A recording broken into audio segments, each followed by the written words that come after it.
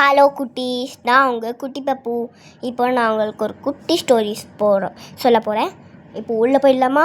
ஸ்டோரிக்குள்ளே ஒரு அடர்ந்த காட்டில் ஒரு குட்டி எலி அது ஃப்ரெண்ட்ஸ் கூட விளாட்ருக்கும்.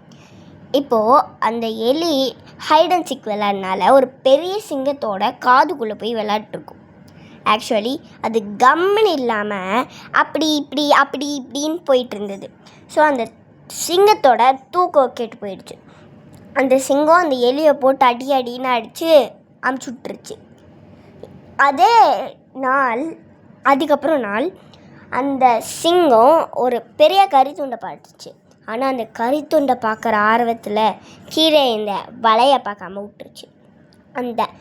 இப்போ அது கடிக்க போகும்போது அது அந்த வலையில் மாட்டி அழுதுட்டு இருந்தது. இதை கேட்ட அந்த நசுங்குன எலி இதை கேட்டுச்சு. அதனாலே அந்த நெட்டை பல்லால் கடிச்சிருச்சு. இப்போது அந்த சிங்கம் அப்பாலஜைஸ் பண்ணுது. சாரி நண்பா, நான் தெரியாமல் நான் அன்றைக்கி அடிச்சிட்டேன் அப்படின்னு சொல்லுது.